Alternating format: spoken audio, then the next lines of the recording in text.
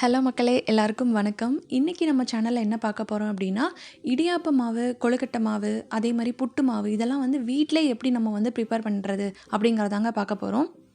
இதுக்கு நான் வந்து இந்த படி இருக்கு இல்லைங்களா, இதில் 5 படி ரேஷன் பச்சரிசி தான் நான் எடுத்திருக்கேன்.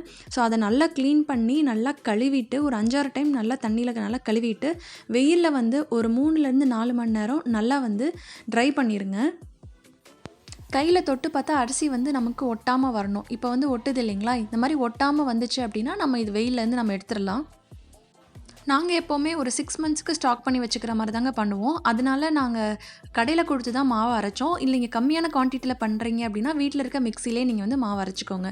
இப்போ என்ன பண்ணோன்னா, இந்த மாவை வந்து நம்ம வந்து இட்லி பாத்திரத்தில் வேக வைக்க போகிறோம். ஸோ அதுக்காக நான் வந்து அரைச்ச மாவை வந்து இட்லி பாத்திரத்தில் இந்த மாதிரி ஸ்ப்ரெட் பண்ணி வேக வைக்கிறேன். நீங்கள் ஒவ்வொரு பேட்ச் மாவையுமே வந்து இந்த மாதிரி ஸ்ப்ரெட் பண்ணி 5 நிமிஷத்துக்கு உதவ வேக வச்சு எடுத்து வச்சுருங்க. இது வந்து உங்களுக்கு 6 மாதம் ஆனாலும் உங்களுக்கு வந்து மாவு கெடவே கெடாதுங்க, இப்படி நீங்கள் வேக வச்சு எடுக்கிறதுனால.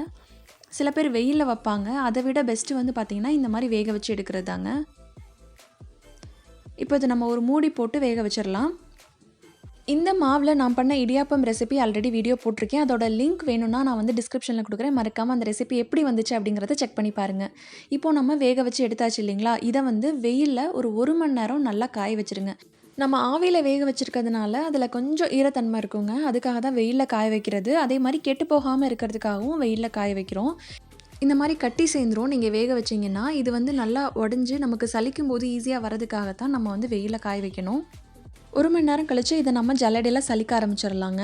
மாவு வந்து பார்த்திங்கன்னா நல்லா வெள்ளையாக நல்லா பியோர் ஒயிட்டில் இருக்கும். அந்தளவுக்கு வந்து உங்களுக்கு வந்து சலிக்கும் போது உங்களுக்கு நல்லா சாஃப்டாகவும் வெள்ளையாகவும் கிடைக்கும். உங்களுக்கு பார்த்தாலே தெரியும். நீங்கள் பாக்கெட் மாவு வாங்கி ட்ரை பண்ணுறத விட இந்த மாதிரி வீட்டிலேயே ஹோம்மேடாக மாவு வந்து நீங்கள் ரெடி பண்ணி வச்சிட்டிங்க அப்படின்னா உங்களுக்கு 6 மாதம் ஆனாலும் கண்டிப்பாக கெடாது. அதே மாதிரி உங்களுக்கு பிடிச்ச டிஷ்ஷை எந்த டைமில் வேணால் நீங்கள் பண்ணிக்கலாம். கொழுக்கட்டைங்க, அதே மாதிரி புட்டு இதெல்லாம் வந்து குழந்தைங்களுக்கு ரொம்ப பிடிக்கும் இல்லையா, அடிக்கடி நீங்கள் வீட்டில் பண்ணி கொடுக்குறதுக்கு இந்த மாதிரி மாவு இருந்தால் ரொம்பவே யூஸ்ஃபுல்லாக இருக்கும். கண்டிப்பாக எல்லோரும் வீட்டில் ட்ரை பண்ணி பாருங்கள்.